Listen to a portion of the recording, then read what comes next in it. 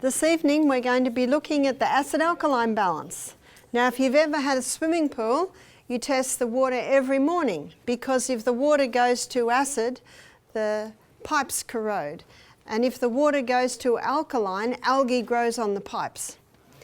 And the hydroponic gardener, he's constantly testing the water that the roots of the plants are sitting in, because if the water goes to acid, the little roots burn, and if the water goes to alkaline, he doesn't get the speed of uptake of minerals out of the water and into the plant. So just as it's important in the swimming pool, and just as it's important in gardening, it's also important in the body. So what I'm going to begin with is I'm going to show you the acid-alkaline scale. It's called the pH scale. pH means potential hydrogen. So what's hydrogen got to do with it? When you dissolve acid in solution, it gives off hydrogen ions. And when you dissolve alkaline into solution, it gives off hydroxy ions. So in the middle we've got neutral, and neutral is neither acid nor alkaline, and its reading is 0. And up this end we've got 14, delete all that. Up here is 0. Up 7 is neutral and 14 is alkaline. Blood has a reading on the pH scale, and blood's reading is between 7.34 and 7.5. And 7.4. There's not much variation there, is there? You see, if blood pH goes up to 8, that person can go into a coma and die of alkalosis. And if blood pH drops down to 7.22, that person can go into a coma and die of acidosis. So there cannot be much variation there. And we don't have to worry about the pH of our blood, because there are 2 organs that are constantly monitoring and balancing it to keep it in that range. One is your lungs. I was just talking with some of our students here about how they tried interval training this morning. And when you get to that 30 seconds, your lungs are moving. And you don't choose to breathe like that. What happens is you're running so fast, your muscles, which are made up of cells, so those little cells are calling out for more oxygen, but something else is happening. As you burn that oxygen and as you burn that glucose in the cell, it gives off carbon dioxide and some lactic acid, which is causing the pH of the blood to begin to go a little acid. And so the brain says, lungs, breathe deeply.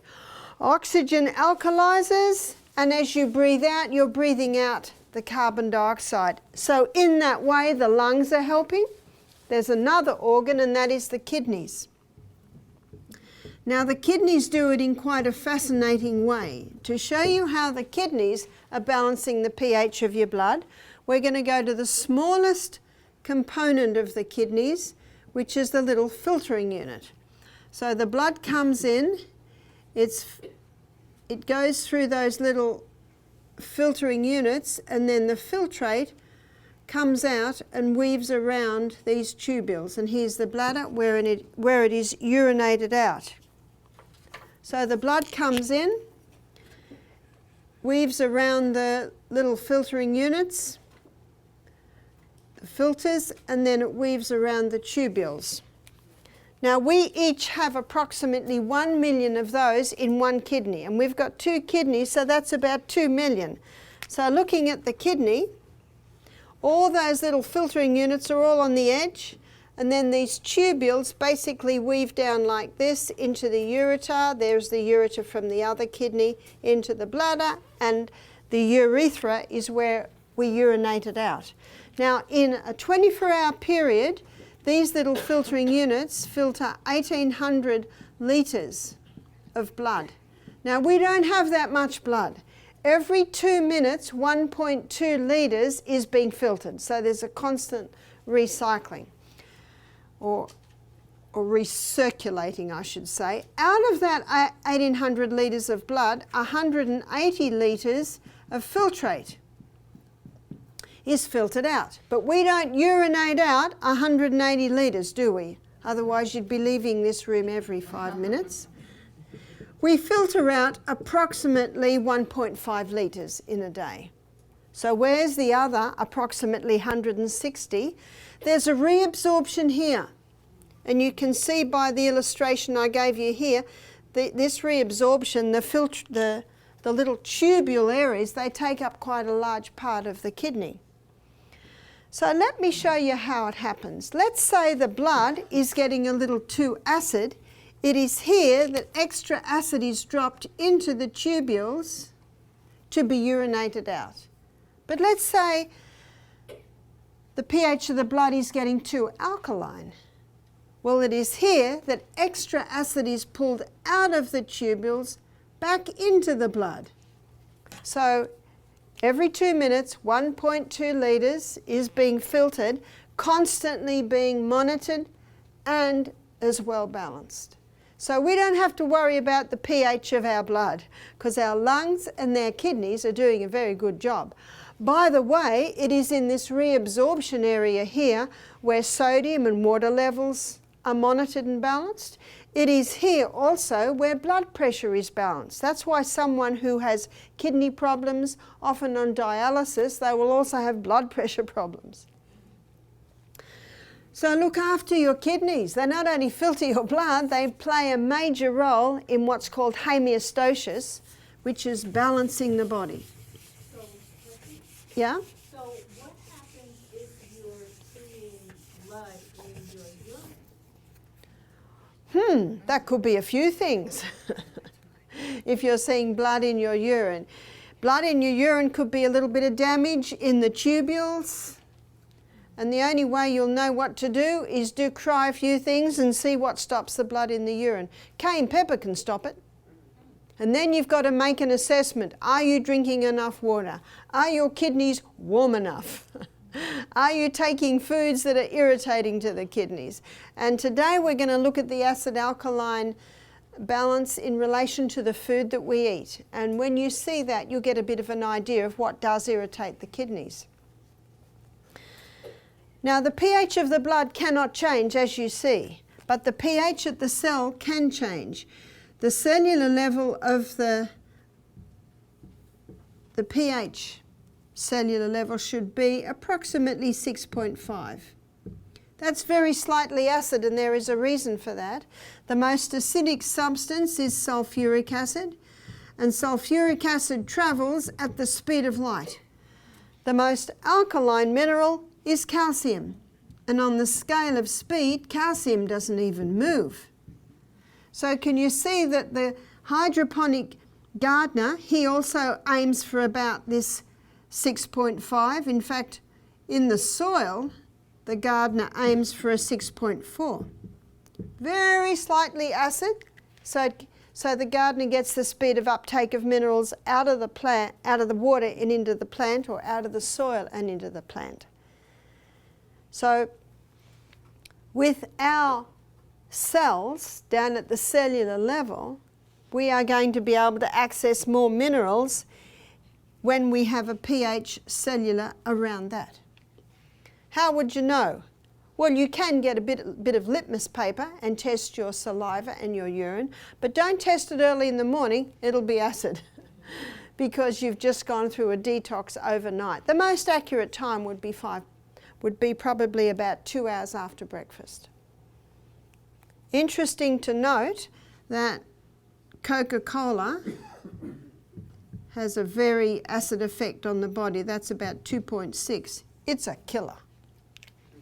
And this will shock you to know this, but some people drink it. It's true. Many are sick through ignorance.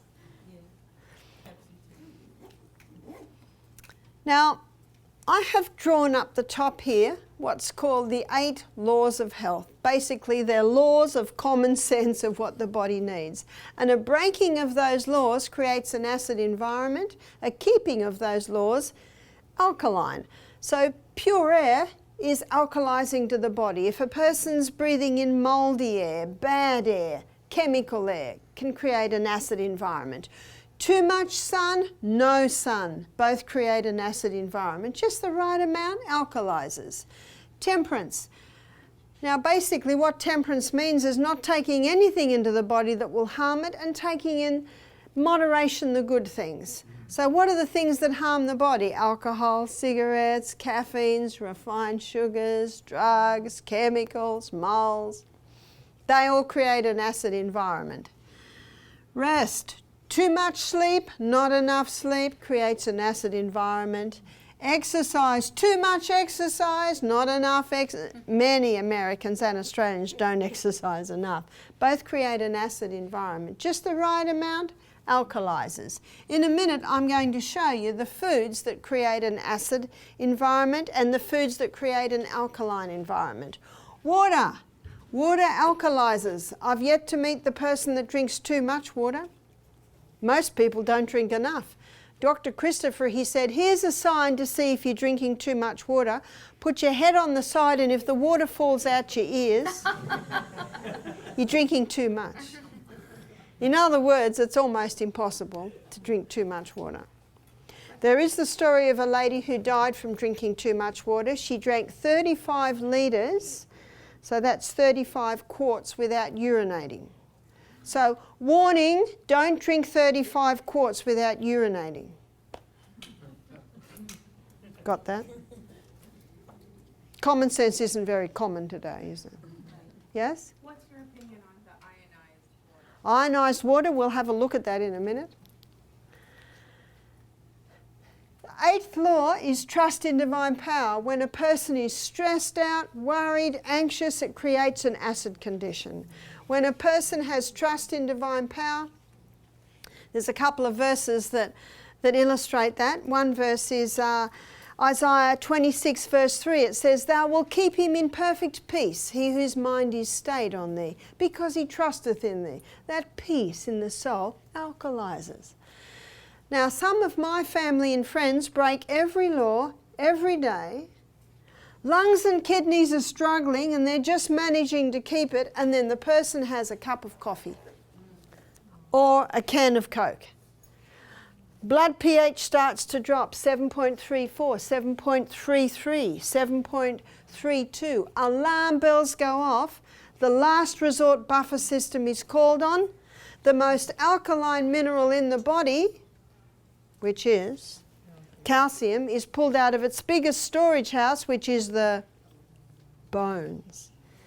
Comes into the blood, it's a crisis, in a form of calcium phosphate, which is a crystal form, immediately neutralizes that acidic environment in the blood. 7.33, 34, we're safe, but at a cost. We now have free calcium excess floating through our body. And so what the body does, it'll dump it in the kidneys, kidney stones, gallbladder, gallstones, in the joints, arthritis, gout, on the bones as bone spurs. You've heard of a bone spur? You ask the doctor what the bone spur is. He'll say it's a calcium deposit. What's your next question? Why has it dumped it on my bone and not in my bone? Now, unless the doctor has studied nutrition, he will possibly not be sure as to why that is so. But there is a way to get rid of a bone spur. It's castor oil compresses. Get a little pad of cloth, moisten it with castor oil, put it on, put some plastic over it, bandage it on every night. If the bone spur's been there 3 years, it might take 3 months. If the bone spur's been there 3 months, might take 3 weeks. If the bone spur's been there 3 weeks, might take 3 days. So it depends how long it's been there. But I've got some good news. It'll never break down your bone. Do you remember Psalm 104 verse 14, where the Bible says God gave herbs for the service of man? Medicine calls it synergism, working with the needs of the body. But what probably affects more than anything is the food we eat. So I'm going to make a list of alkaline forming foods, and I'm going to make a list of acid forming foods. What makes the difference? It's the mineral composition of the plant. So alkaline foods are are high in the alkaline minerals, which is sodium, potassium, magnesium, calcium and iron. So these are the 5 most alkaline minerals. Now the acid forming minerals are sulfur and phosphorus and chlorine. And these foods here are high in these minerals. So the most alkaline food that you can eat is the lemon. But isn't lemon acid? Yes, and it's acid in the only place in the body that should be acid. Any guesses? Stomach. If someone says, I've got a very acid stomach, I say, fantastic. It should be, because that's the only way your protein is going to get broken down. But then I say, how do you know it's acid? Well, it keeps coming up. But as I showed you in the lecture on the gut, the problem's not the acid, the problem is the little valve at the top. Now that little valve, to close it, you take magnesium because it's just a muscle. And that will relax that little muscle and close it. Most people have reflux or heartburn because they eat a large meal at night. So when they're lying down, that large meal is pushing against that little sphincter and stressed out. Muscles tighten and so that little sphincter opens. The lemon is a fantastic digestive aid. In fact, we have some magnificent dressings that we serve with our salads, and all of them have a basis of lemon. Sometimes they're lemon and olive oil and garlic, sometimes they're lemon and tahini and garlic and all, anyway, a whole lot of very nice dressings. They're digestive aids. But when the lemon is broken down in the gut, when it breaks down to glucose and fructose, you see, glucose and fructose are the 2 singular structures that are broken down from food.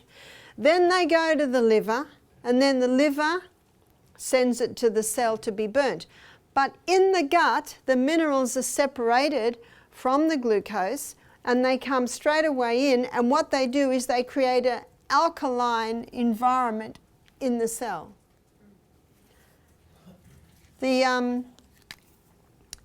Another very alkaline forming food is dark green leafy vegetables. Dark green leafy vegetables are green because of the chlorophyll. Chlorophyll is really plant blood. Now I'm going to show you something very interesting about chlorophyll. It's very similar in molecular structure to human blood. So for purposes of illustration, I'll do it like this. This is human blood. This is chlorophyll, or plant blood. Looks very similar, doesn't it? The difference is in human blood, this middle molecule is iron. But in plants, the middle molecule is magnesium. That's the only difference. So you can just about give yourself a blood transfusion by taking high amounts of chlorophyll. That explains why green barley is popular, wheatgrass is popular, spirulina is popular, chlorophyll, green smoothies. A lot of people take these greens.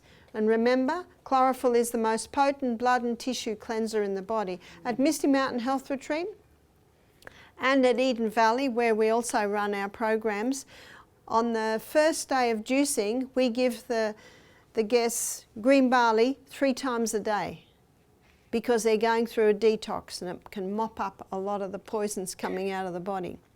So we should eat dark green leafy vegetables every single day. Very alkalizing. Vegetables are alkalizing,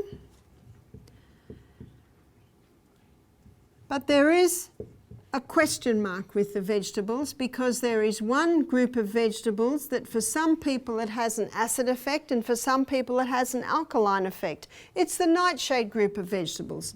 So that's the tomato, and you call them a bell pepper. In Australia we call it capsicum. but I've been in America nearly 6 weeks, so I'm almost into the habit of writing bell pepper. Eggplant.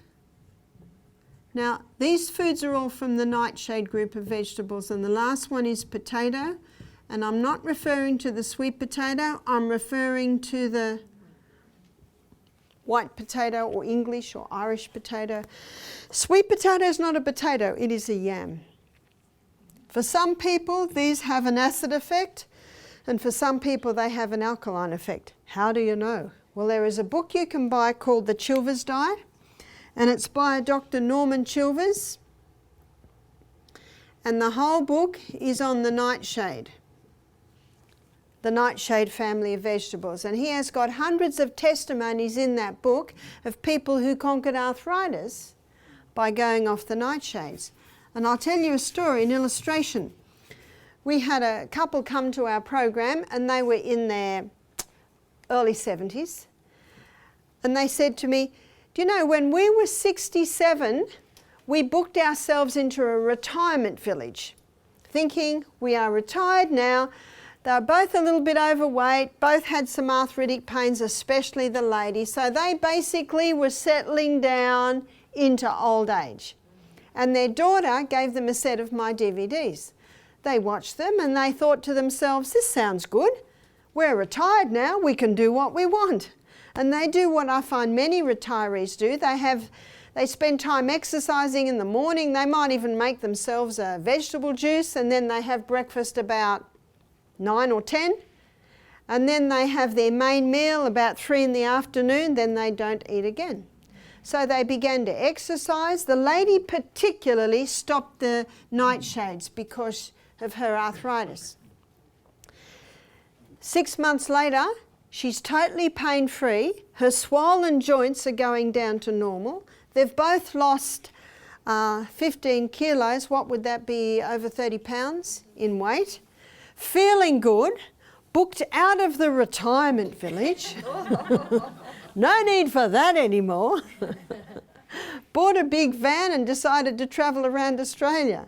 Stopped halfway up the east coast, drove into a health retreat called Misty Mountain, and spent a week with us doing the health program. You couldn't stop the smile on that lady's face. She said, I'm in my early 70s now and I feel better than I felt when I was 50. The body can heal itself. You just give it the right conditions. One lady said, but I love this food. I said, how much do you love your arthritis? And it's not forever. So when this lady came to us, she said, I haven't eaten that for a couple of years. My arthritis is gone, I have no more pain. My swelling, the swelling had gone down, but you know, sometimes they get those hard, knobbly joints. They were going down to normal. Isn't that incredible? She said, do you think I could start eating that again? I said, maybe so. Who will tell her? Her body. That's right, her body. One lady said once she'd conquered her arthritis, she said, I can have a little organic tomato. I can have the red bell pepper but not the green. And one lady said, well, I can have the green and not the red. And another lady said, well, I can have the raw and not the cooked. And another lady said, well, I can have the cooked and not the raw. I love these stories. They're all stories of people doing what? Listening to the body. That's why I say, you're the doctor. I can advise, but the fine-tuning is yours. And your body will quickly tell you if it's not right. Am I right? Yes. Yes. She said, I have a little eggplant most days, potato, a little. Can you see you play with it? Your body can tell you what nobody can tell you. Your body can tell you what 10 professors can't tell you. Yeah? Do you think that if you ate something that was acidifying, that if you drank like a green drink, you think it would? Yeah, if you had something that was acidifying and then you had a green drink, that certainly could help. But remember, these are alkaline forming in the body. When the minerals are split from the food and into the cell, they bring about an alkaline environment in the tissues. When you cook tomato with olive oil, because I think they go the nicest together, something's released that is not available in the raw tomato, and that's lycopene. Did you know that raw foods will deliver what cooked won't? And did you know that cooked food will deliver what raw won't? So I myself, I aim for 50 raw, 50 cooked. If someone's 400 pound, they can handle all raw for several months. But if I have all raw, oh, my husband complains that I'm getting too thin. Can you see, you got to play with this. You got to play with this. So when you cook tomato, and I think olive oil goes the nicest, lycopene's released. Lycopene is a potent antioxidant, and it can reduce the inflammation of the prostate gland. So every man over the age of 40 should have a cooked tomato and olive oil dish maybe 3 times a week. That's easy. Yes? What about purple potatoes and potatoes with red skin? Well, all your white potatoes are much of a muchness. So there might be a slight variations, but they are a totally different vegetable compared to the yam. It's like for diabetics, the potato is high in the glycemic index, but the sweet potato is not. So what will it be for you? I cannot tell you, but your body can tell you. If you enjoy that food, you don't have arthritis, and it doesn't repeat on you all afternoon, I would endeavour to say you get a tick. But at our health retreat, we don't serve it because we do find maybe 15-20% of our guests can't handle it, so we don't serve it. But we say to our guests, if it sits well and you like it and you've got no arthritis, of course you can eat it. Now, if you have arthritis and you can't handle it at the moment, you may be able to handle it in a year or 2. So you keep testing. Fruit has a question mark, and the reason fruit has a question mark is that if someone has a yeast presence in their body, how would they know they had a yeast presence? Well, some of the most common symptoms are sinus problems, rashes, eczemas, psoriasis, but the tongue should be pink from the tip to the back. If someone has a yeast presence and they're eating a high fruit diet, the sugar in the fruit will feed the yeast. It's not fussy. It'll take any form of sweetener. And as it feeds on the sugar in the fruit, it gives off acetic acid. It gives off lactic acid. It gives off uric acid. And it gives off alcohol. So you can see by this that yeast feathers its nest. What do I mean by that? Well, yeast thrives in a cellular pH of 5.5. This is where fungus or yeast thrives. This is also where cancer thrives. And there's a lot of research today linking cancer and fungus together. You just Google it, put cancer fungus in together, and you'll get a whole lot of information. So can you see what fruit does? If you've got a yeast presence, it can feather its nest. So if someone has a yeast problem, I'll give you a story. I had a lady ring me and she said, I got a rash. It's just slowly spreading down my whole body. She said, I went to the doctor, took cortisone, stops it, but a week later it comes back worse. I went to a naturopath and they put me on molasses. What's molasses going to do to yeast? Do you know, some people say to me, I tried the natural way and it didn't work. There are many natural ways. So she rang me up and I said to her, stop the molasses. In fact, at the moment, stop all fruit, eat lots of vegetables, have some legumes, nuts and seeds, go to the health food shop, get some olive leaf extract, grapefruit seed extract. 2 weeks later, her husband rang. He said, wow. She said it stopped it in its tracks. And back up it went. Interesting. Now that's a strict diet. Once the rash goes, she doesn't have to stay on that diet. You see, it's just for a period of time. It's not forever. That's why when someone is sick, you got to think of them like, you got to put their body like in the nursery.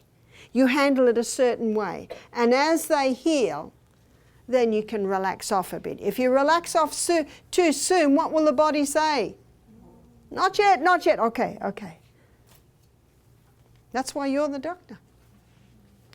A lady came to me and she said, I've got rheumatoid arthritis. She said, I've been on very heavy medication. She said, I've been on steroids, I've been on chemotherapy type drugs like methotrexate, very nasty drug, anti-inflammatory. She said, I've got myself off all my medication and I go to see the specialist and I don't tell him. Otherwise he won't see me. She said, I just sit there and go, I take the next script, go home and throw it in the bin. She said, every now and then, if I'm not drinking enough water, if I'm maybe not eating right, it all comes up again. She said, I'll go back on the drug for a little bit. She said, after being to your health retreat, I now know, instead of going back on the drug, I just take high-dose turmeric, fantastic anti-inflammatory, go back on a very strict no nightshade diet, alkaline diet, and grate up the ginger, put it in a little package and wrap it onto my sore joints. So easy. She said, I don't think I'll even have to go and see that guy anymore. I really appreciate when I hear a story of people who've conquered it. Yeah? And remember, there is a great physician. His name is God.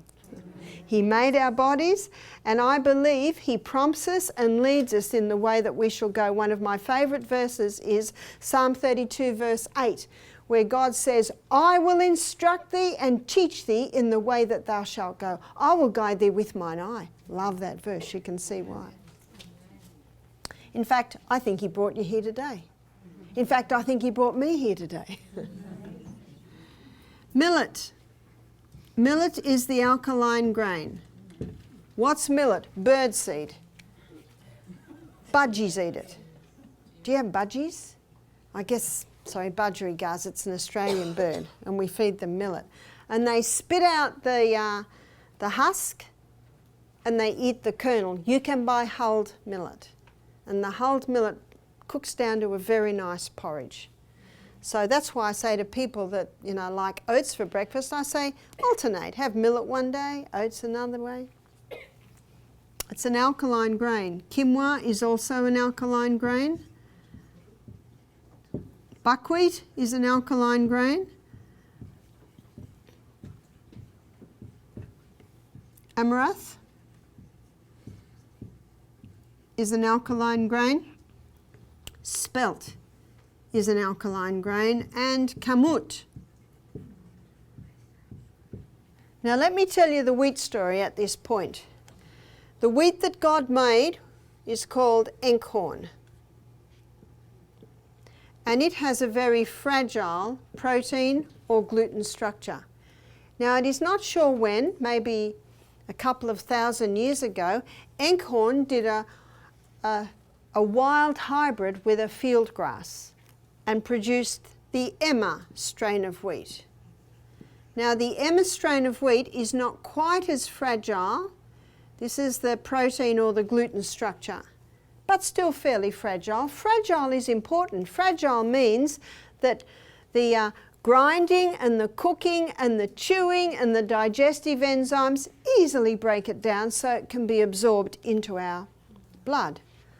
Now in the 1950s, a group of scientists put the Emma wheat through some intensive crossbreeding, and they produced a wheat that only grows this high, has a thick stem and a very high yield. We had one farmer, he said, we get 10 times more grain with that wheat than with the original wheat. Original wheat grows that high, but the new wheat grows that high. You have a look when you're driving past wheat today, it'll be this height. That's the hybridized wheat. Now what was never addressed was the effect on the human body of this hybridized wheat. Last night I showed you how it changed the starch structure. Now it has made a very complex gluten structure. So the hybridized wheat, in the hybridization process, it produced a very complex protein or gluten structure. And almost only a cast iron gut can break that one down. Now, if that wheat flour is made into a sourdough bread, the culturing process in the sourdough bread breaks it down so that it's less complex. Now, spelt and kamut are wild hybrids of the emmer wheat, so they still have that fairly fragile structure. And if you make spelt flour into a sourdough bread, it can bring that structure back to the original Enkhorn structure. Isn't that interesting? Traditionally, all bread was made with the sourdough method. It's a cultured method. Yes? What's the best way? Because I've used the millet, but it's so tough. You've used the what? The millet? Millet. Did you buy hulled millet? Hulled. Might be my accent. The hull's taken off it. Because you can cook unhulled millet for 2 weeks and it'll still be tough. Yeah. But it's just very, very tough. But we just buy the hulled millet and it cooks up to a very nice porridge. Ezekiel bread, the wheat has, even organic bread today, wheat today is still the hybridized one. But with the Ezekiel bread, they have sprouted it. Now, a lady that I gave in a lecture last week in Milwaukee, she said that what she does, because any wheat you buy now is the hybridized wheat, she sprouts it, blends it with a little water, pours it onto trays and dehydrates it to make crackers. Now that sprouting process would break down the gluten. So that would be all right.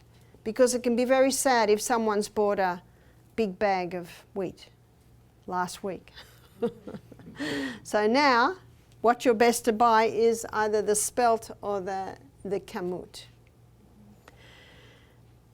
Now notice the time frame. 1969, Dr. Norman Bulag got a Nobel Prize for his hybridized wheat. They did it to save the starvation crisis, and it certainly made a difference. And no one complains about that.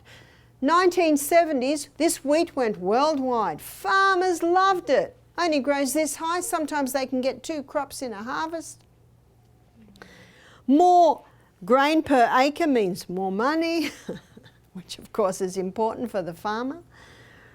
1990s, every cereal, every bread, every cake, cookie, donut, pretzel, pasta, pie, pizza is made out of the hybridized wheat. I've got a friend who's a physician. She said, 20 years ago you never heard of gluten intolerance.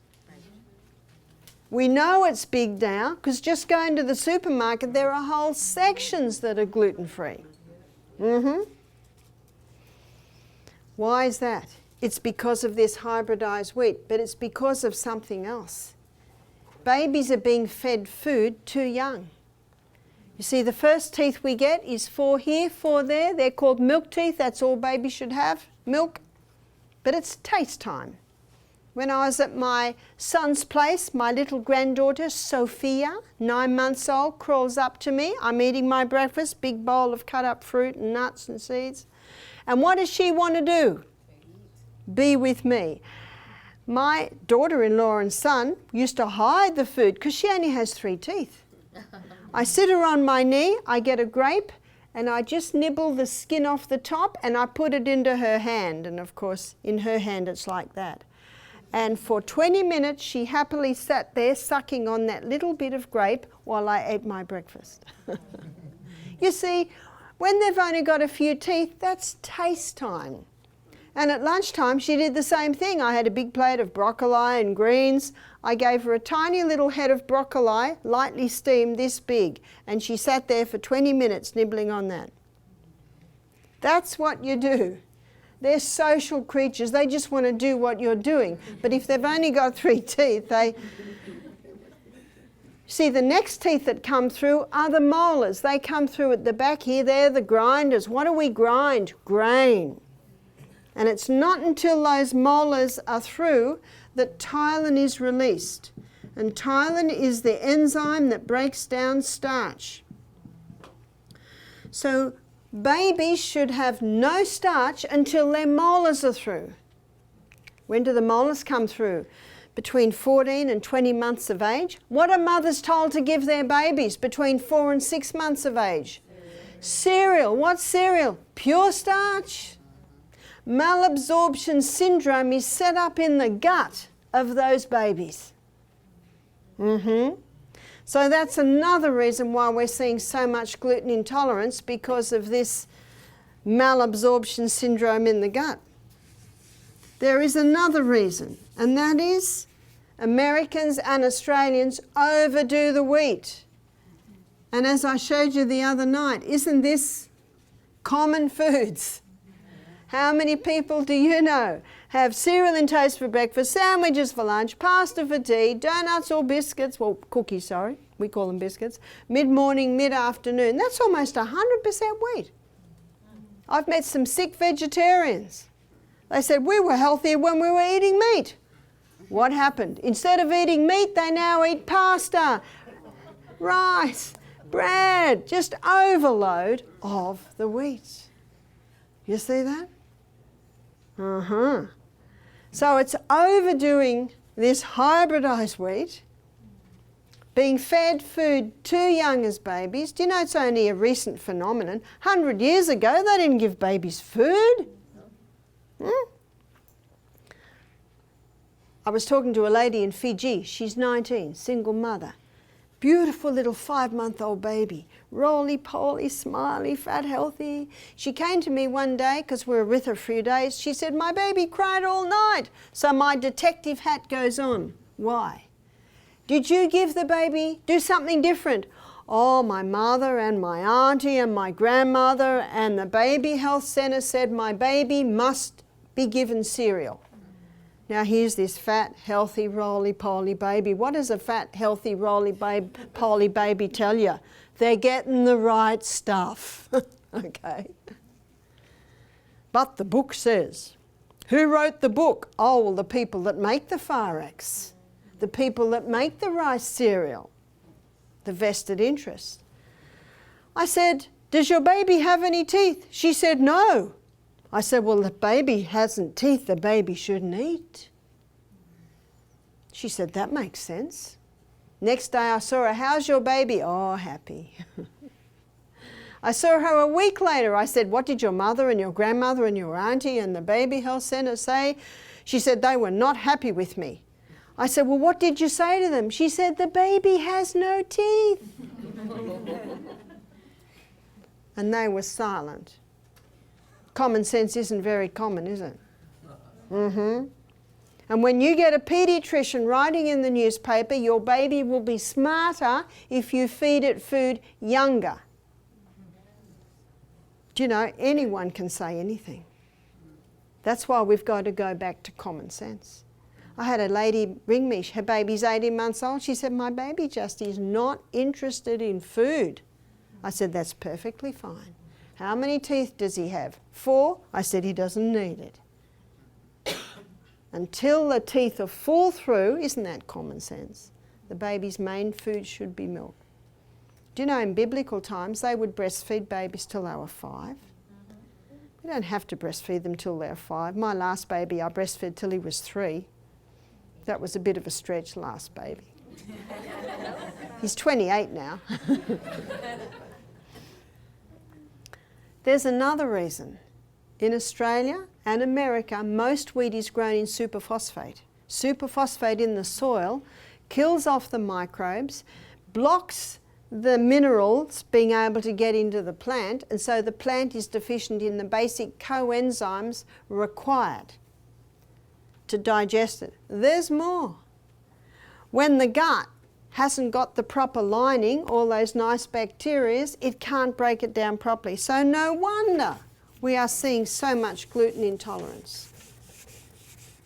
What are the most common signs of a gluten intolerance? I'll give you the most common because there are many.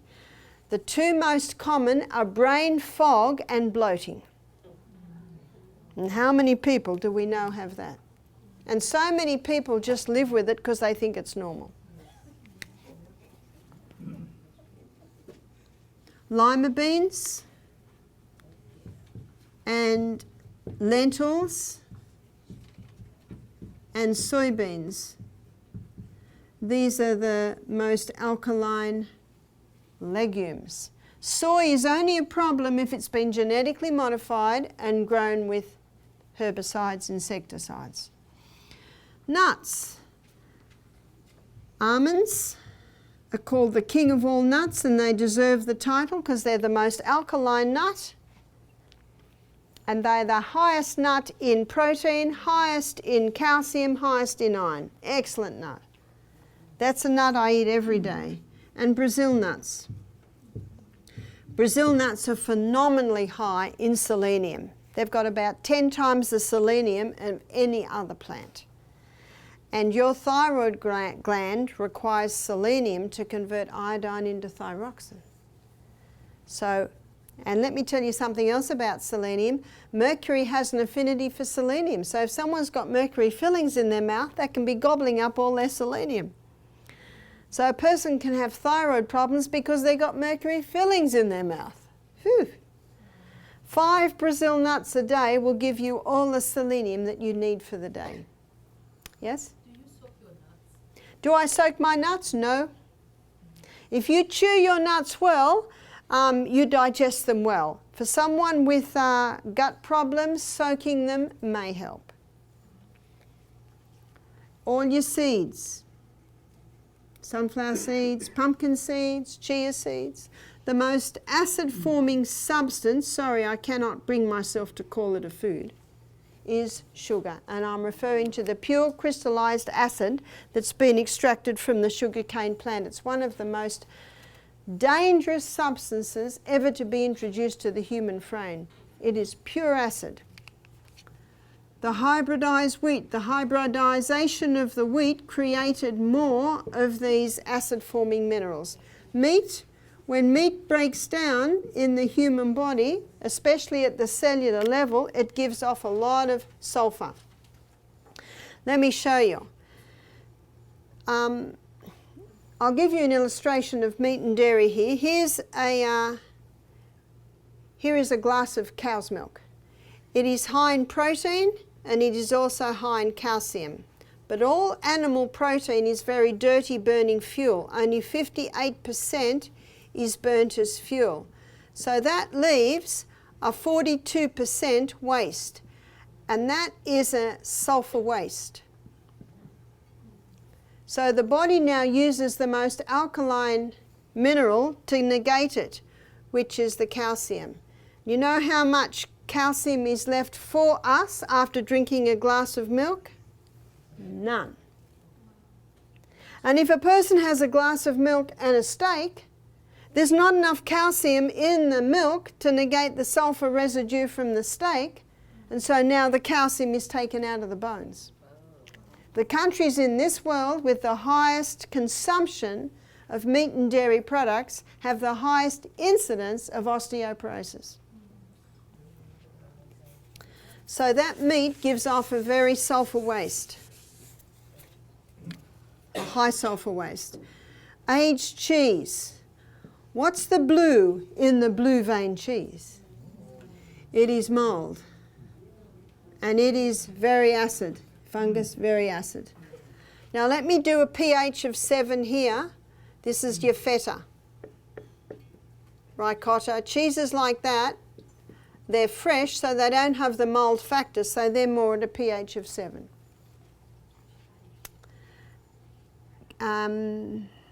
Caffeine is acid forming. Alcohol is not a food, but it creates an acid environment. Tobacco is not a food, but it creates an acid environment. All your other grains, other than the list on the alkaline side, all your other legumes, other than lima, lentil and soy, and all your other nuts, other than the Brazil and the almond, have an acid effect. Now to maintain this 6.5 environment at the cellular level, we need to be taking 20 to 30% acid forming foods from this section here. and 70 to 80% alkaline forming foods. Now that ratio will maintain the 6.5 environment.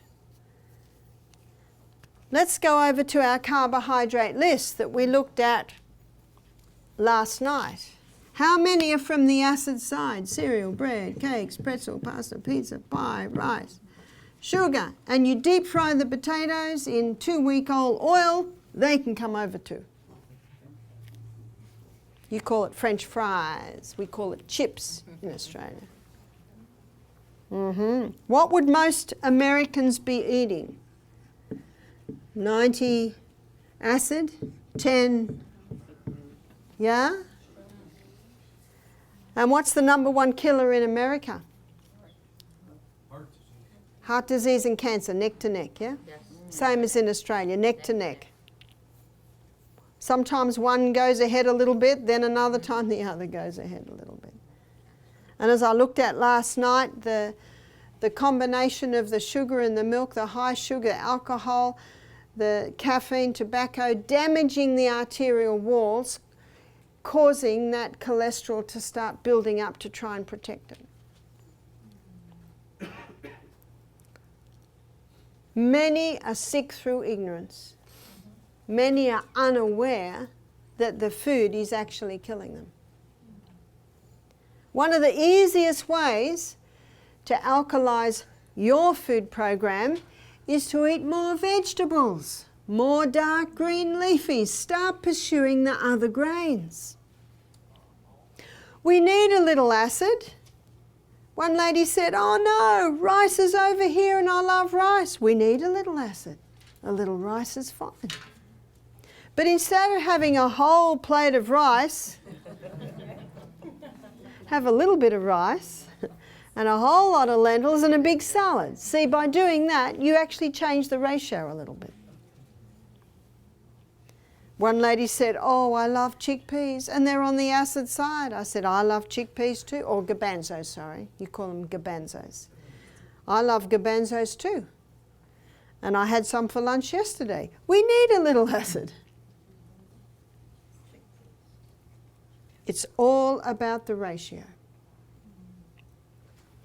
Now, just outside this hotel here, do you see when you come in, there are those big bushes with the big white flowers? They're hydrangeas. Now, sometimes you'll see hydrangeas and they're pink. Sometimes they're a dark, hot magenta pink. Sometimes they're purple. Sometimes they're blue. It's not different types of hydrangea. The gardener plays with the pH of the soil, because different pHs bring out different colours in the flowers. I don't know quite what they've done to get the white. With the broccoli? Pardon? So many broccolis are different colors. No, they're different types of plants. It's only with the hydrangea. Now, just as the gardener plays with the pH of the soil to get different coloured flowers, you can play with the pH of your cell to get different health, sickness effects in your body. As I said, one of the easiest ways is to go more to this section there. And yes, have a little bit from this section here. That's the easiest way to do it. Is there a way to test what your alkalinity is? Is there a way to test what your alkalinity is? You can get litmus paper. I think you just buy it from the chemist and you can put it in your saliva or your urine. But again, do it 2 hours after breakfast is probably the best time. And if at first it's a little acid, don't be concerned, because you've just gone over to this diet, your body will start detoxing a bit. I actually never test mine. But what I do is I aim for a 20 to 30, 70, 80 diet. And I know that if I do that, drink my water, go to bed early, remember those 8 laws of health are also affecting it, I know that it will be the ratio that I want it to be. I never say never. I personally don't do supplements, but organic fruits and vegetables have a far higher mineral content because they use the microbes in the soil. It's the microbes in the soil that break down the heavy metals and minerals and put them into the plant. In fact, the food that's the highest minerals is stinging nettle. You don't have to chew on it. You can cook it And remember, when you cook food, you don't lose your minerals. The only time you lose your minerals is if you throw the water away that you cook them in, because the minerals go into the water.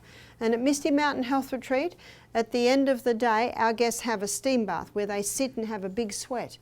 And then when they finish the steam bath, they come into our health centre and we have a big pot of broth. Now we cook a whole lot of vegetables in the broth pot and put stinging nettle in too, and then we strain it and they drink that. And they're replacing the minerals they just lost in the big sweat. And we also put the Celtic salt in there that has 82 minerals. Yes? What is that word you just said? Stinging nettle? Yeah. Yeah, it's a weed. You can't buy it, but you'll know that if you touch it, it'll sting.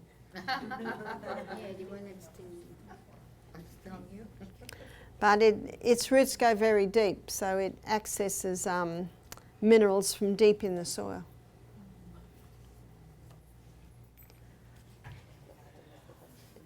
Just when we needed it, water. Somebody mentioned about ionized water.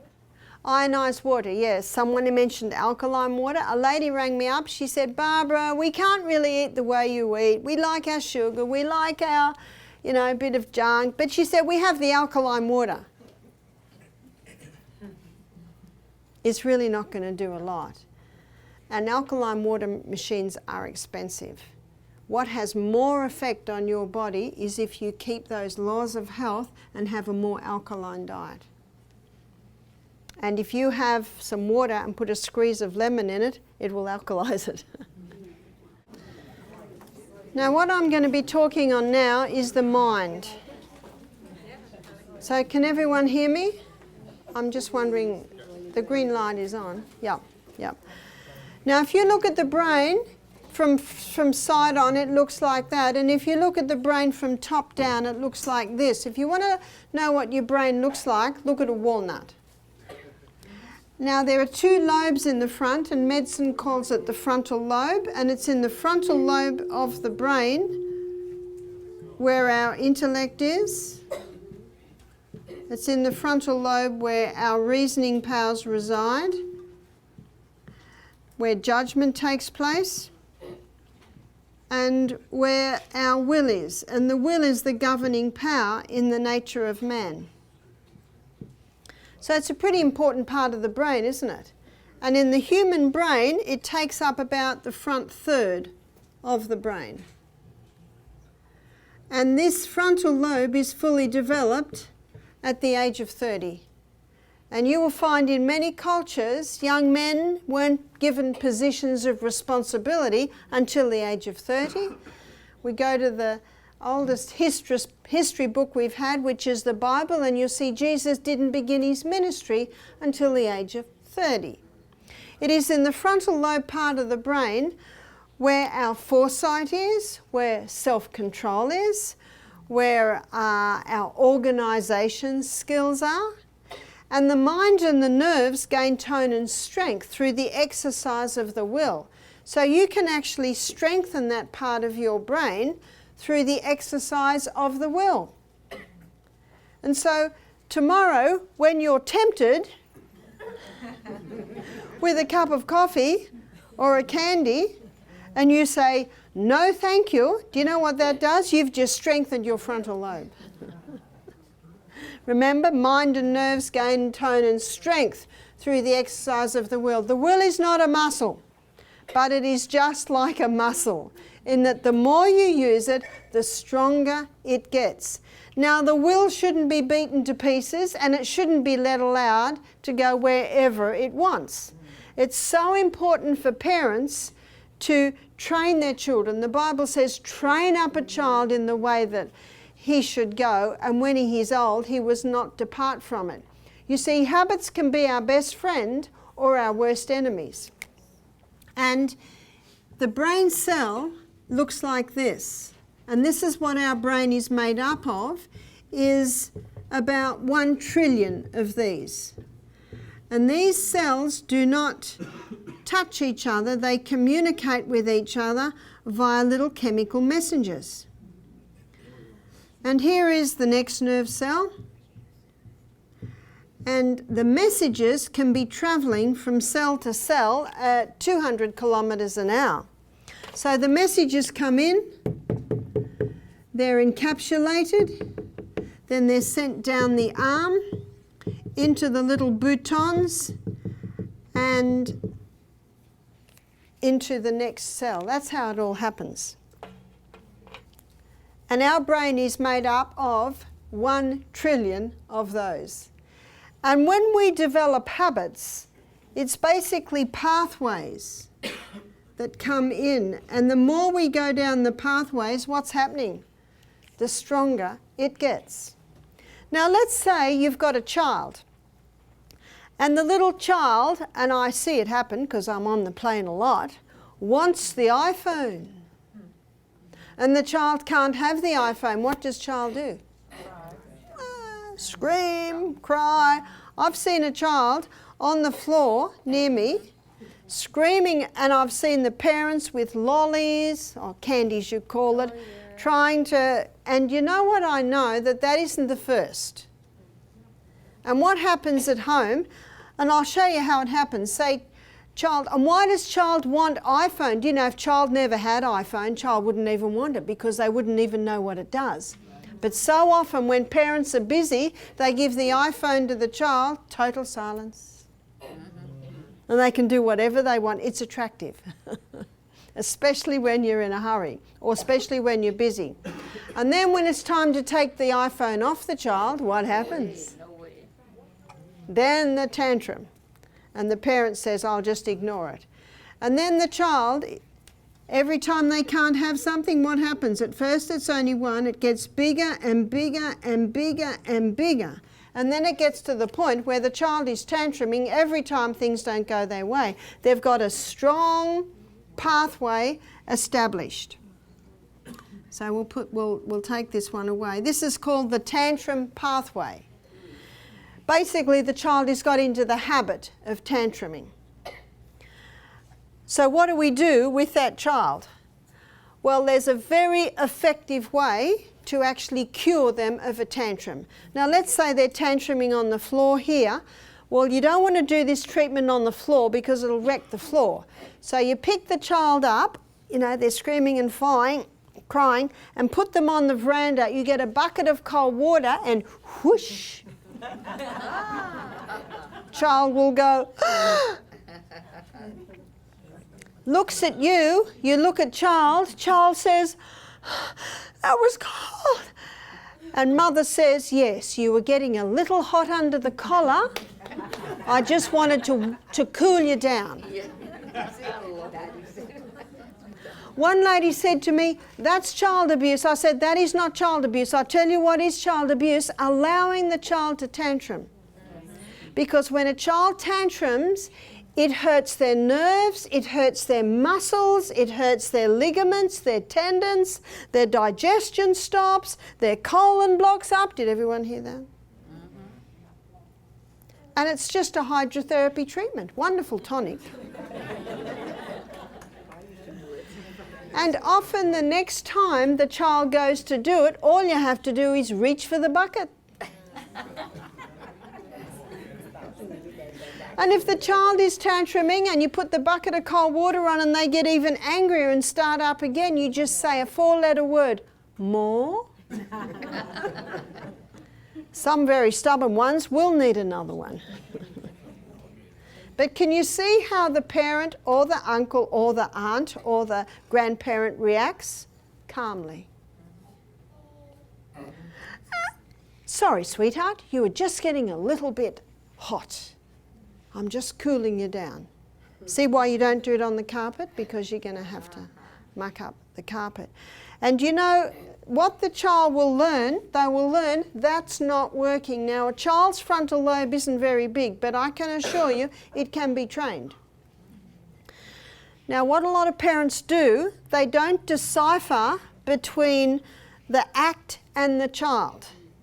And when you get angry at a child, do you know what the message is? I don't like you. And if you nip it in the bud, the parent doesn't get angry because it's been dealt with.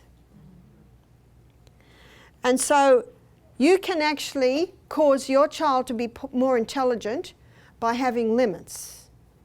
There are guidelines and there are limits. Let's just say you say to the child, whether they be 5 or 10 or 15 or 20, you can go anywhere here but not into that square. What's the first thing they do? And they look straight at you. Why? Is what they said true? And if the parent says, or the aunt or the uncle or the grandparents say, I told you not to go in that square, you know what they think? That didn't hurt.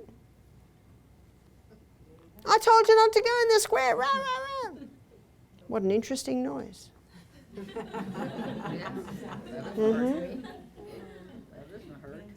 the square. Whack, whack, whack. That is the worst. The only time a child should never be struck in anger. That is the only time it will make them angry. And the Bible says, parents, don't stir up anger in your children. You know what stirs up anger in children? Injustice. Now, if the child is told that if they step over there, they'll get a whack, and they step over and they get a whack, they know they deserve it. Because they stepped over the line and they were told. And you know what the parent says? I'm so sorry you've chosen the whack. Whack. Now, as a friend of Michael's said to him one day, don't play smackies. You know what playing smackies is? Right. If it doesn't hurt, there's no use doing it. So, in some children, their frontal lobes develop quite quickly, quite strongly and quite well because there's limits in the home. And the next time the child comes near that square, they really want to go in that square, but they remember that last time it hurt. And I tell you what, if that square was full of stinging nettles, they would never go in there again. It's as simple as that. They want to go in there, last time it hurt, so they control themselves. I don't want that again. and they don't go there. It's actually very simple, and most parents don't start young enough. See, my son Peter, 10 months old, he's feeding. He's just got some teeth. He stops sucking because when they suck, they use their tongue and their top lip. And to bite, they have to pull that tongue in. And he bites, and I go, ow! Baby thinks, oh, what an interesting sound. I quickly sit him on the floor and leave the room immediately, very swiftly. What does he do? He hasn't even had half a feed yet. Wah! I let him cry for about a minute. Also, breathing deeply to the pain to stop. I come in and I smile at him. Do you know what the smile says? I love you. And I say to my son at 10 months old, will we try again? You'd be surprised what they know. Yes. They can tell by your tone. I do not pick him up until he stops crying. I say, stop, stop. I pick him up. If he starts crying again, I put him back down. Now, if he fell over and hit his head and he was crying, I would pick him up straight away. You see, there's a difference. He stops crying. I'm smiling. What does the smile say? I love you. What did me putting him down and walking away tell him? The behaviour is unacceptable. He starts to feed. I smile. He's my 5th child. So I'm drawn away to something else that another child is asking me. And I notice he stops sucking. And I know he cannot bite unless he stops sucking, pulls tongue in and bites. He stops sucking. I quickly put my head around and go, yes.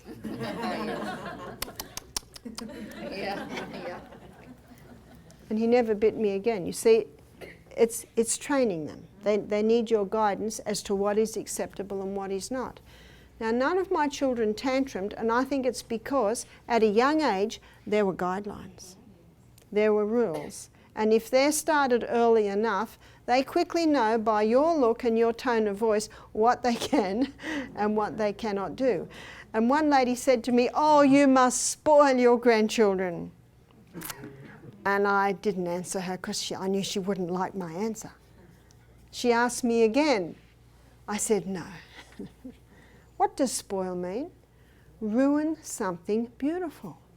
Now, when Michael and I get home on the 1st of July, on the 3rd of July, we will have our 3 little grandsons with us for 1 week, and they love coming to Grandma and Pa's house for the holidays.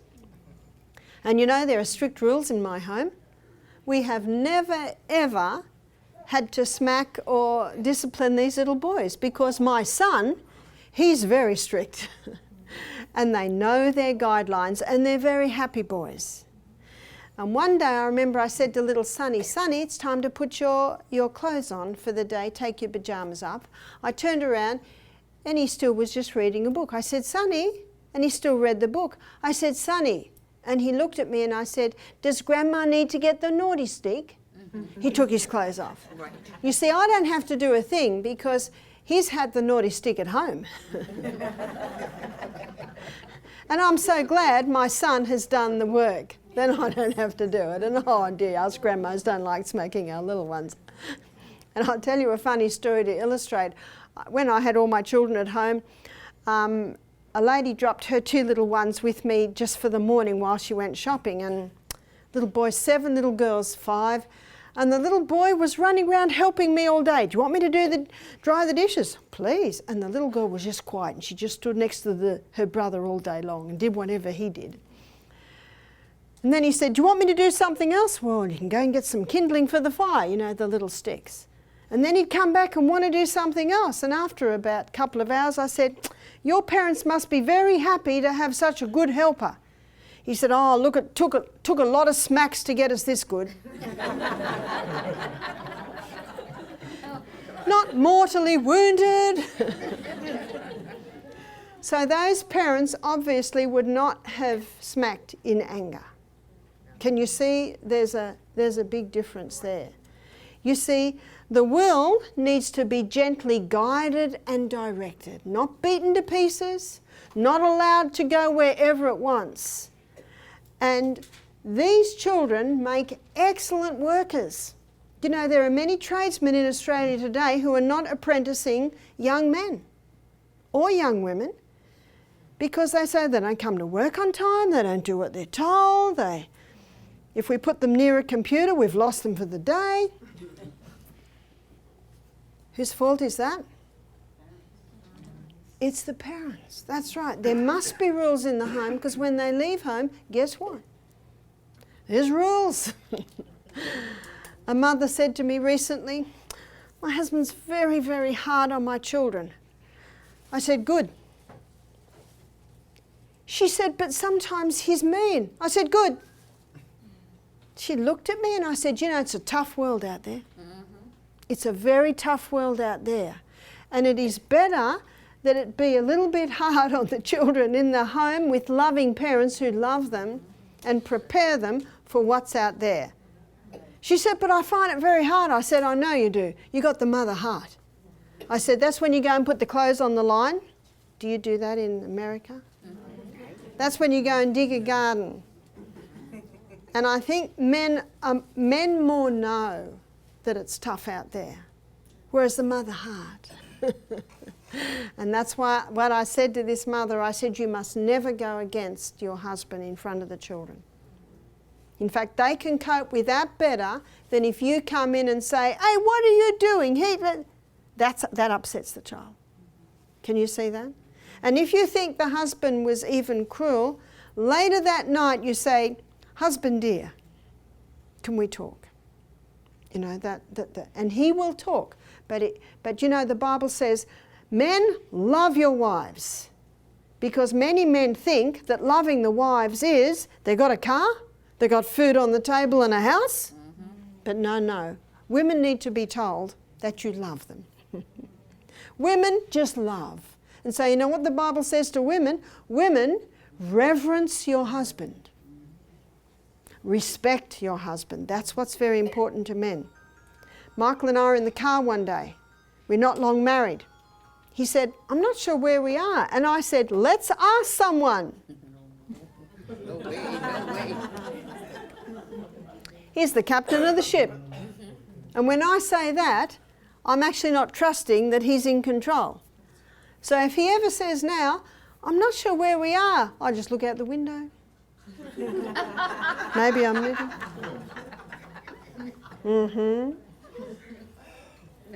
You know, it's so important because we are giving messages also to the children. So the frontal lobe is strengthened through the exercise of the will. And I might want to say, but Michael, this is ridiculous. You know, that man there, look, he lives here, he will not. No. Look out the window. Do you know what the proverb says? He that keepeth his mouth keepeth his life.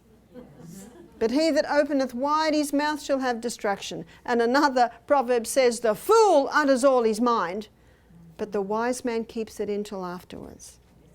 And so I very quickly rewired my brain when I realised that my husband appreciated me just letting him drive the car. Now, if I'm in a habit of telling him what to do and that's the pathway, I can actually change my pathway. Because you know, you never nag because it never does any good. And if I'm in the habit of saying, but Michael, this man will... Stop. Just stop. And then every time I stop, I might have a pathway that insists that we ask that man or... If I stop and don't do that anymore and don't go down that pathway anymore, which I don't, that pathway becomes very small and I've got a new pathway that I just look out the window at the rose gardens or I knit. And now the last thing in my mind comes in is to say, let's ask someone. That pathway's long gone. And do you know what science shows? We can be rewiring our brain right up until the day we die. And same with the child. It's developed a strong habit of tantrums. You'd be surprised how quickly the bucket of water, and they won't go down there anymore. And you know what the good news is? You can take them anywhere. And now they've got a pathway where they've learnt to control. We all get challenged, we all get frustrated. The back part of our brain is the feeling part. And that feeling part is a bad boss because the feelings go up and down like the wind, but the front part of the brain is a very good boss. Because every decision that this part of the brain makes is made according to intellect, reason and judgments, and that's what it should be. Do you know the problem is when someone is breathing in bad air, they're not having enough sunshine, they're living on the stimulants, the sugars, the caffeines, the drugs in many cases, the alcohols. Do you know that all compromises frontal lobe? And so things are said, feelings are manifest that should never be manifest. That's why the fool utters all his mind, but the wise man keeps it until afterwards. Do you know the Bible says in Colossians 4 verse 6, let your speech be always with grace, seasoned with salt, that you may know how to answer every man. And remember, practice makes perfect, and practice makes permanent. There's the permanent pathway. There's an excellent book. The man's name is Keith Lehman. And he's written a few books now. One is called Have a New Kid by Friday, and it's just the laws of cause and effect. He's written another book, Have a New Teenager by Friday, Have a New Husband by Friday, Have a New Self by Friday. And I knew a lady, she read halfway through the book, Have a New Husband by Friday. She threw the book down and she said, stupid book, all it's talking about is me.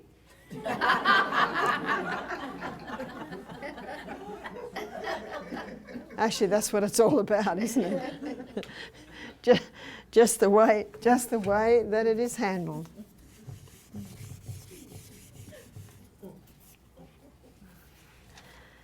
But the rewiring of the brain is an amazing process. It means that if you're in a bad habit, if you stop doing that habit, whether it's waking up every morning to a cup of coffee, and you start waking up every morning to a big drink of water and interval training, how long does it take before the new pathway is stronger than the old pathway? 21 days. That's only 3 weeks. In the space of our lifespan, that's not very long, is it? It's not very long at all.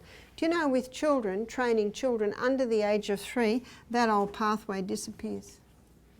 After the age of 3, it is still there, but you know it can be such a light little pathway that's never visited that it's hardly known. You probably have heard that once an alcoholic stops drinking, he's only 1 drink away from being, because that pathway can be revived very quickly. But there's no need to ever go down the pathway. God gave us a wonderful thing when he gave us the power of choice. And that's why keeping those 8 laws of health, going to bed early, exercising, having adequate water, not taking any of the stimulants, it keeps this frontal lobe sparky, so we have the ability to make those intelligent decisions. Let me give you another illustration of a lady who was having panic attacks. And it had got to the point where she was panicking even when she heard a loud noise. Now it started with a little thing, but it got stronger and stronger and stronger until just about anything caused her to panic. Now what's the options of that? Medication. She went to the doctor, he said, you get panic attacks. What did that do to the pathway? That just made it even stronger. He said, you'll be on medication for the rest of your life. She went home, her mother said, what did the doctor say? He said I get panic attacks. Bit more. He said, I'll be medication for the rest of my life. Can you see that? Then she came to our health retreat. When she told me her story, I said, I think you're panicking about your panic attacks. She smiled. What did that say? She said, it's almost as if I cannot do anything else. You see, it's the pathway of least resistance, that one. And that's the pathway we go down, isn't it? The pathway of least resistance. And you know, it's a good thing to challenge your pathways of least resistance. I was running up steps with my daughter last week near a lake. We were doing our interval training, and she kept yelling out, do the left, do the left. She was yelling to herself because her right foot kept trying to be the first one up. And she was trying to put her left foot. You see, just challenge yourself with the way that you do things. That keeps the brain sparky. God designed this brain that we can be rewiring till the day we die and learning new things till the day we die. So this lady that came to me with the panic attack, I said, I understand, but I said, I believe you'll be able to conquer your panic attacks. What did I do when I said that? I made another pathway. I said, I think eventually you'll be off your medication. There's another pathway. Did she like that? Oh, yes. Now, the hardest time will be when the first challenge happens to her.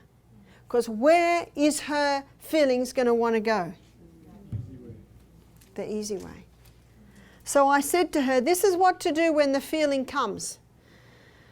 Laugh. She said, I will not feel like laughing. I said, you're absolutely right. You won't feel like laughing. But remember, feelings are a bad boss. Don't listen to them. They're like a wild horse. They need the reins on them. Whoa up. Whoa. What are your reins? That's your frontal lobe.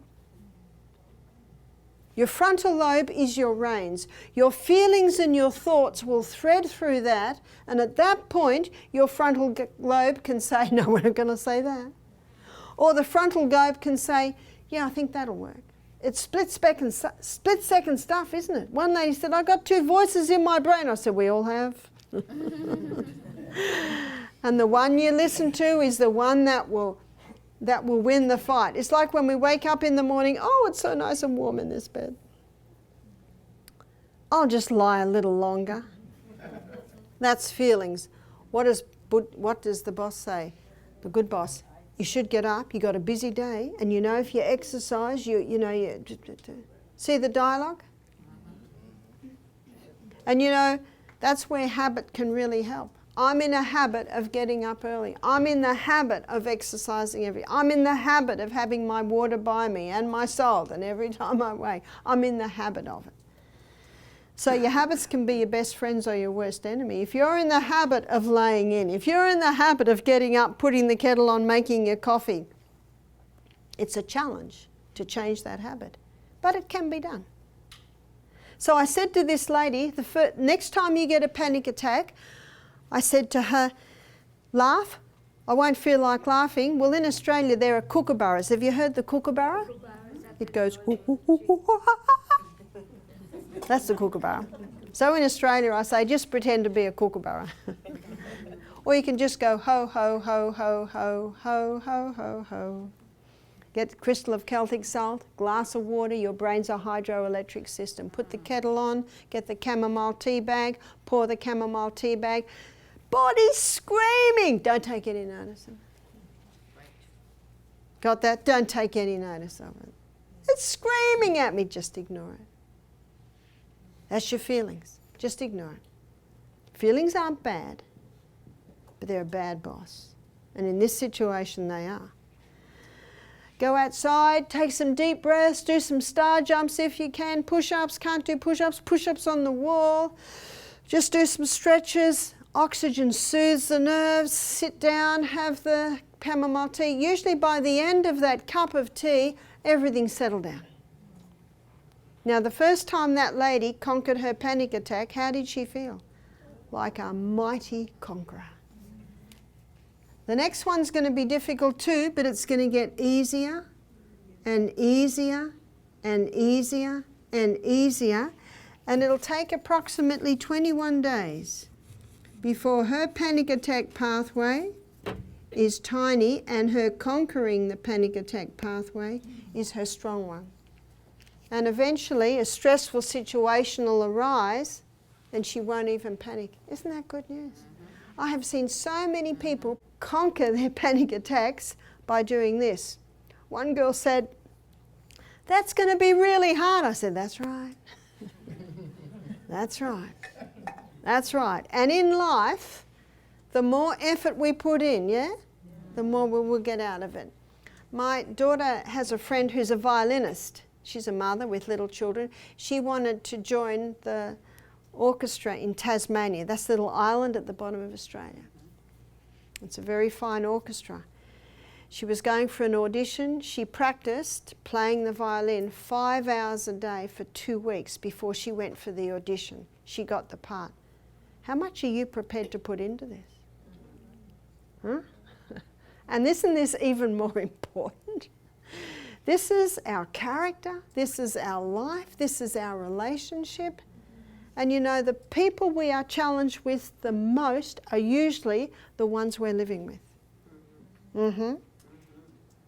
And one of the things I love about my husband is he doesn't change. I've seen him talk to the mayor no different to the way he talks to his daughter or his grandkids. And there's not many people like that. And you know, in the local town, whenever they're going to have a meeting, and it's going to be a hot one, you know, the council against the Chamber of Commerce, they call Michael. They said, "We want you to chair it because you're the only one that won't get angry." Do you think he feels like getting angry? Do you think he's frustrated with some of these issues? They won't tar the roads, but they've got hundreds in offices. You know, 50 years ago, there were lots of people working on the roads and not many in offices. Yeah, it's frustrating. And they want to raise our taxes to do the roads. Anyway, that's a bit. So you can see that the townspeople were upset. So they get Michael to chair it because he doesn't get angry. And when the meeting had finished, the townspeople are there, the councillors are there, and the mayor. Michael finishes it and goes straight over to the councillors, and the mayor smiles and shakes their hand. We are all challenged. But it is totally inappropriate to actually manifest it most of the time. But I'm upset, we'll go for a run. I'm frustrated, we'll have a cold shower. Dig a garden, there's no garden. We'll run around the block 3 times. But it's snowing, well, that'll really cool you off. It would be better that a mother ran outside in her nightie and ran round the block and her neighbours think she's crazy than she lose it with her children in the kitchen. what's important, and those children will remember. That's why the Bible says, he that is slow to anger is better than the mighty, and he that ruleth his spirit than he that taketh a city. And when I married Michael, I had 6 children, he had 2. It was nearly 19 years ago, and my son William was only 10. And I had seen him prone to anger a few times. Do you know, he is not now. And it's nothing that was said or done, but he now had a father who was not prone to anger. We teach more by what we do and how we treat people than, yeah. And you can rewire your brain. Yes, it's difficult, but it gets easier. It's like when I first started to play the recorder, Michael would run out the door. But I've actually got a bit of a tune-up now. And we should be learning new things right up until the day we die. Many brains deteriorate because they stop being used. I love the story of the 90-year-old man who learned to play the piano, the 92-year-old man who graduated from law school. We should never stop learning. Now, we've got 1 trillion brain cells, and every time we learn something new, we develop another dendrite, another dendrite, another dendrite. And science shows us that the most powerful learning tools are learning a new instrument. Can you play a musical instrument? It's time to learn. One man said to me after hearing this lecture, he said, I'm a violinist, I'm 73. I put my most difficult pieces away. He said, I'm going to go home this afternoon and get them out. Do you know, the brain is like a muscle. The more you challenge it, the stronger it gets. So learning a musical instrument, learning a new language, memorizing Bible. That is powerful. Some people think I have a gift. I don't. It's just hard work. And it takes me about 21 days to get 1 verse in my brain. You might be quicker. But I just keep at it and at it. And if I read something that I think is very appropriate, like the mind and the nerves gain tone and strength through the exercise of the will. The power of the will, in many cases, is a potent soother of disease. I just memorized that out of a book because I thought I said it so well. But it takes me a long time. But once it's in there, it's in there. It's like you hear a beautiful pianist. They didn't start yesterday. Practice makes perfect, and practice makes permanent. So whenever I read something that I love, I'll memorize it. And whenever I see something I love and I want to memorize, I'll take a deep breath because this is going to take days. And I'll go over it again and again and again until eventually it is solid in my brain. Do you know, it's an exciting thing playing with your brain.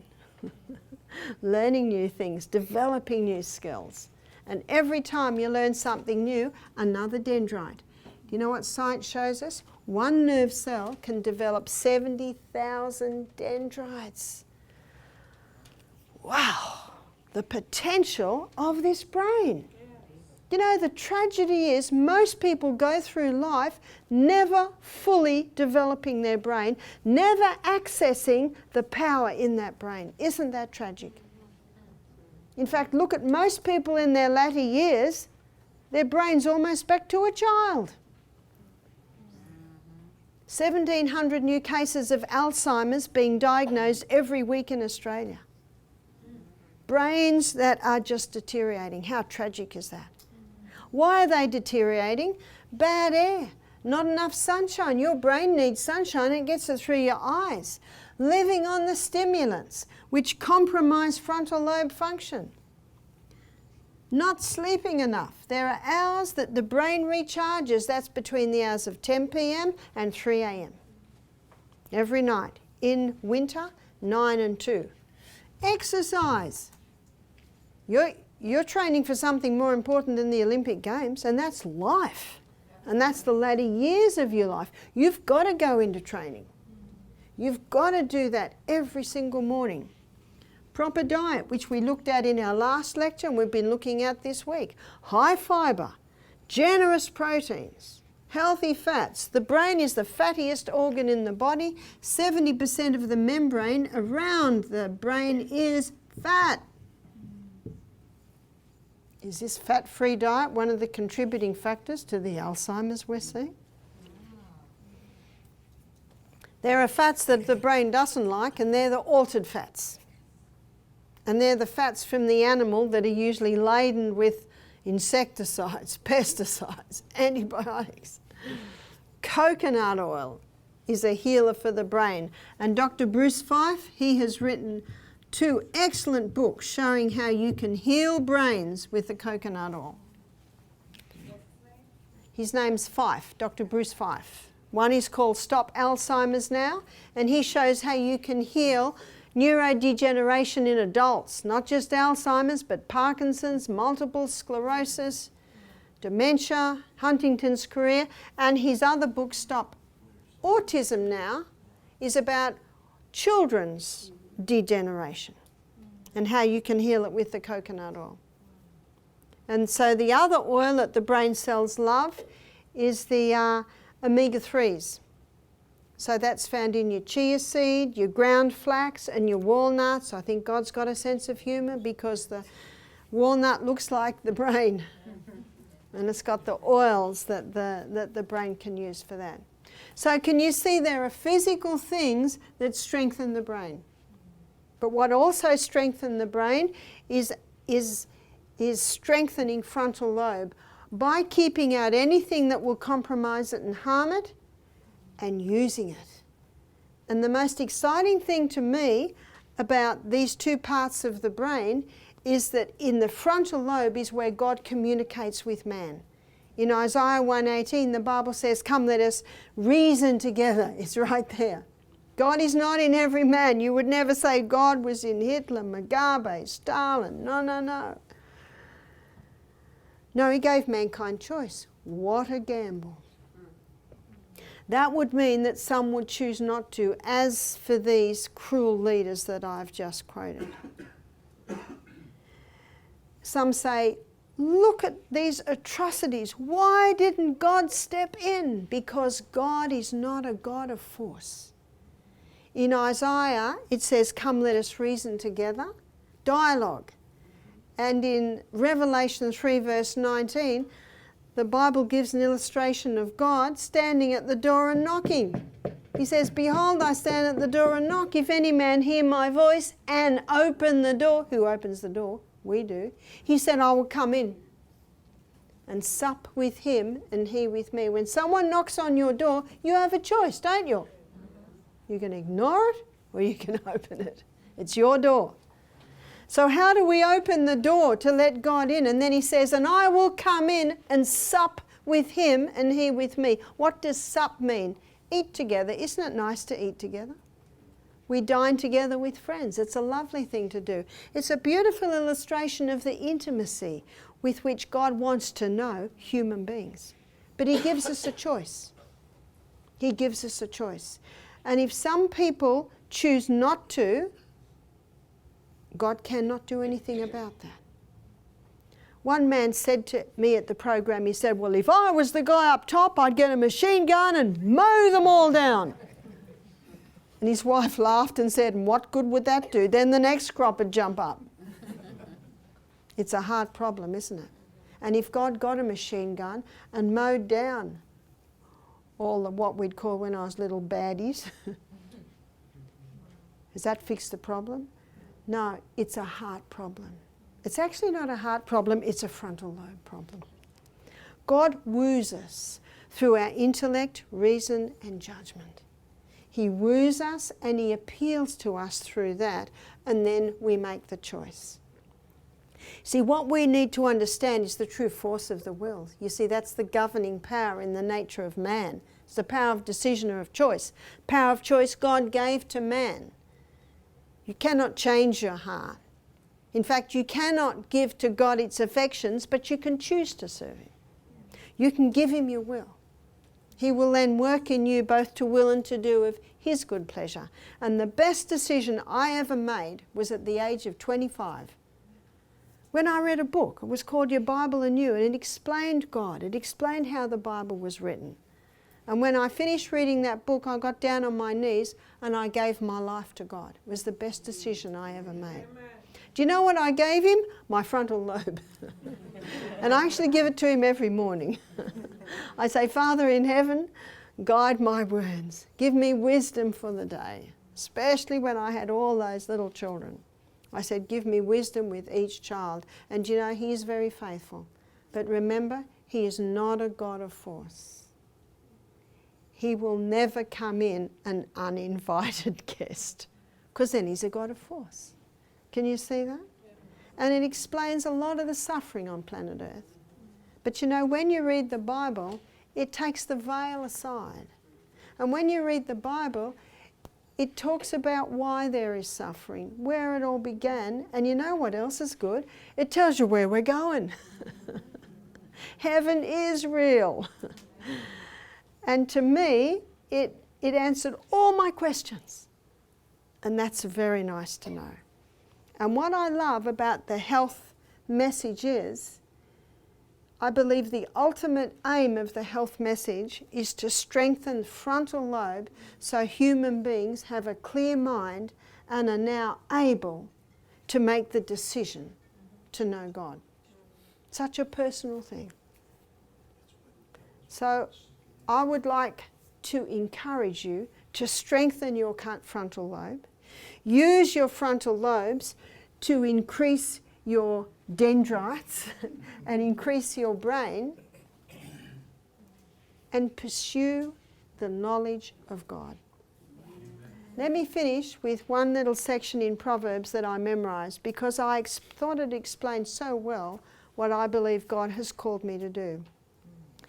It's Proverbs 22:17. Bow down thine ear and hear the words of the wise, and apply thine heart to my knowledge. For it is a pleasant thing if thou keep them within thee. They shall withal be fitted in thy lips, that thy trust might be in the Lord. Have not I made known unto thee this day? Have not I written unto thee excellent things in counsel and in knowledge, that thou might know the certainty of the words of truth?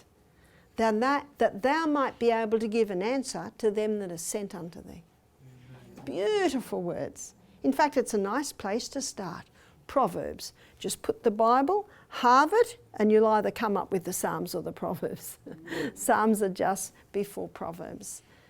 And that is like the best food that you can put into your mind. The great God of heaven that made us, made our bodies, made our minds, made our frontal lobes, gave us the incredible privilege of choosing to know him. And to get to know him, reread of him. So thank you for your attention these last 3 days. And I trust that you have been inspired to look after this incredible trust that God gave to us, the body and the mind. So thank you.